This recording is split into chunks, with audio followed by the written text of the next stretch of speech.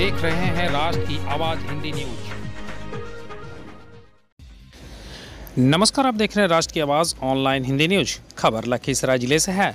लखीसराय जिले के हलसी प्रखंड स्थित कृषि विज्ञान केंद्र में वरीय वैज्ञानिक सह प्रभारी डॉक्टर शंभू राय की अध्यक्षता में मंगलवार को विश्व मृदा दिवस मनाया गया, जिसका संचालन वैज्ञानिक डॉक्टर रेणु कुमार ने किया। विश्व मृदा दिवस कार्यक्रम का विधिवत उद्घाटन कृषि विज्ञान केंद्र के वरीय वैज्ञानिक सह प्रभारी डॉक्टर शंभू राय, वैज्ञानिक डॉक्टर निशांत प्रकाश, वैज्ञानिक डॉक्टर सुनील कुमार सिंह, वैज्ञानिक डॉक्टर सुधीर चंद्र चौधरी, वैज्ञानिक डॉक्टर रेणु कुमारी, ITC मिशन कार्यक्रम पदाधिकारी धीरेन्द्र प्रसाद सिंह ने संयुक्त रूप से द्वीप प्रज्वलित कर किया। इस दौरान किसानों के बीच स्वस्थ मृदा पर चर्चा करते हुए बताया गया कि मिट्टी की संरचना पूरी तरह से जैविक है, न कि रासायनिक। जिस तरह से किसी भी जीव के मरने के बाद वह पूरी तरह से सड़ जाता है और मिट्टी में तब्दील हो जाता है। इस दौर में किसान खेती के लिए रासायनिक खाद डालकर खेतों को रासायनिक बना दिए हैं, जबकि मिट्टी की संरचना जैविक से है।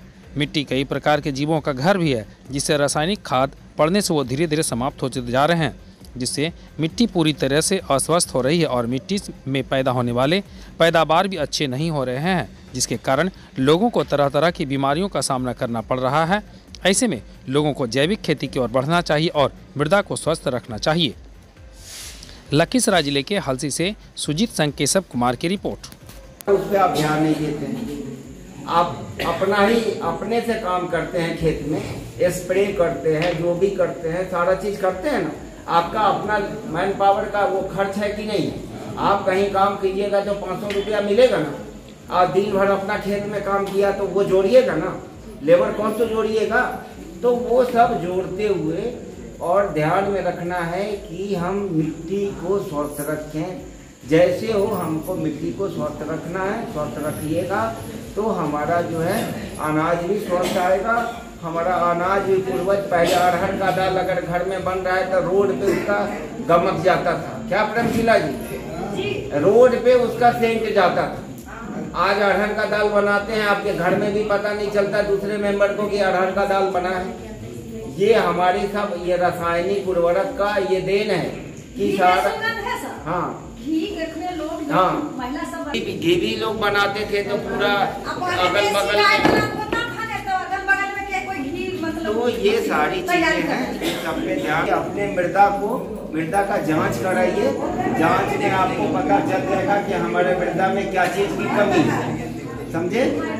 अब कमी है वो मिट्टी। आप बैठिए, अब आते रहिएगा, आप लोग को मिट्टी जांच कराने का, सैंपल लेने का तरीका उरीका, चूंकि अभी आप दूसरे काम में आई हुई हैं मशरूम उत्पादन में, तो वो अच्छा से सीख लिया जाए। उसके बाद आपको मिट्टी जांच करने के बारे में भी बताया जाएगा। ठीक है? मैं नट फेल में बताना चाहूँगा कि मिट्टी के स्वास्थ्य को बनाए रखे, सभी ने चर्चा किया। और इसका है कि आप 50-60 साल पहले जो हमारा खेती होता था बिना रासायनिक खाद का, उस पर आइए। और कौन कहता है कि बगैर रासायनिक खाद का खेती नहीं होगा? हम तो देखे हुए हैं, हम लोग जीरो करवाए हुए हैं। आपको जो वर्मी कंपोस्ट है, केचुआ का खाद जो है, और गोबर आप ऐसे गड्ढा में देके पर आगे फेंकते हैं, तो वर्मी कंपोस्ट यदि बनाइएगा तो गोबर से 5 गुना ज्यादा उसमें शक्ति रहेगा। आपको कितनों मक्का, गन्ना, प्याज खेती करना हो, उसमें 30 क्विंटल देंगे वर्मी कंपोस्ट। और रासायनिक खाद जितना देते थे फर्स्ट ईयर में उसका आधा कर दीजिए, सेकेंड ईयर में फिर 30 क्विंटल दीजिए और उसका फिर 1/4 कर दीजिए। और 1/4 या कभी कभी उसको भी हटा करके आप पूर्ण जैविक पे चलाइए, पैदावार उतना मिलेगा।